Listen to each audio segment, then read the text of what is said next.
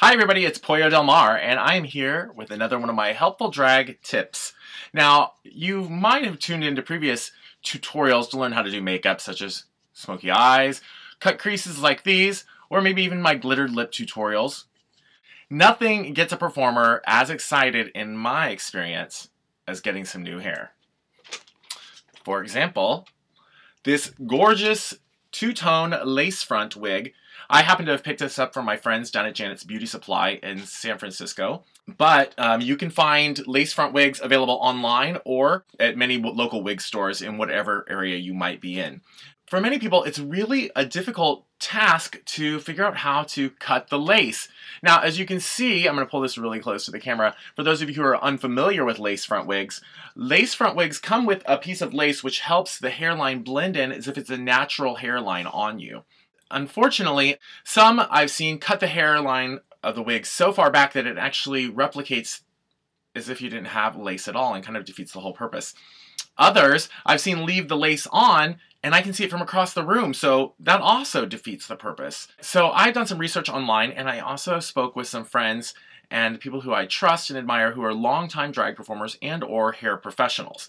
And I've gotten a variety of techniques that have been offered to me. Some have told me to cut it all the way back to the very, very beginning of the hairline, and from my own experience, I don't like that.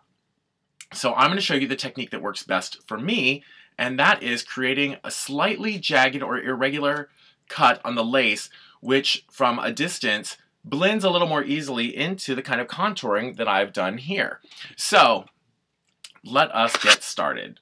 First thing is we're going to need, I use these little tiny cuticle scissors. They're so much easier, and because of the fact that they have, I think you can see it, see they're slightly angled, they're not flat. It makes it a little bit easier. And then I'm going to come right here to the edge of the lace, and I'm going to begin cutting. Now I want to cut, you can see if you look closely on your own wig at home, the netting has little bitty tiny cross hatches. And I want to go about 2 of those maybe out from the actual where the hair begins. So, and then I'm going to cut at an angle such as this. Up and down, up and down, up and down. It doesn't have to be too close to one another. It can be spaced out a little bit, but I'm going to show you what I'm going to do right here. I'm going to put it up here. I'm trying to see this as best I can while showing you guys. Irregular pattern. Can you see that at home? As I said, a normal wig, when you put the hairline on, if it doesn't have a lace front, the hairline's pretty straight across. My daughter Sandra, oh no she didn't, calls this the RoboCop hairline. Do you remember that film where RoboCop's like half his face falls off or whatever, and you can see sort of just very clearly where he becomes a cyborg?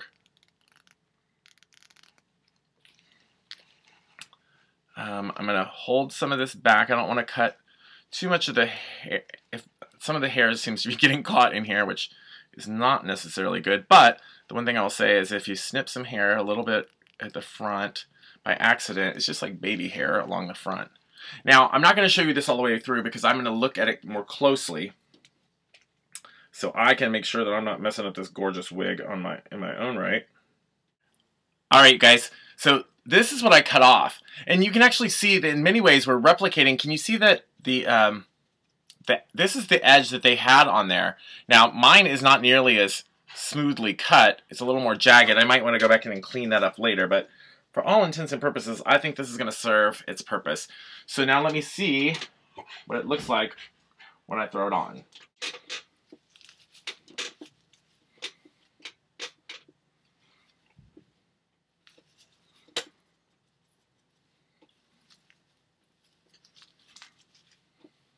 Be careful when adjusting a lace front too, because we don't want to stretch it out. That's the worst thing we could do with it.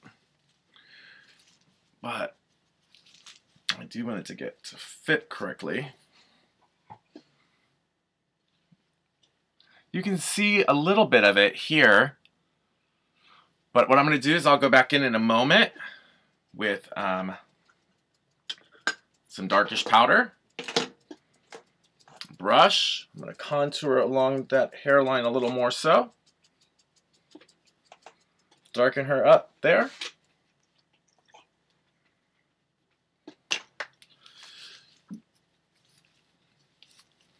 Get the wig back on and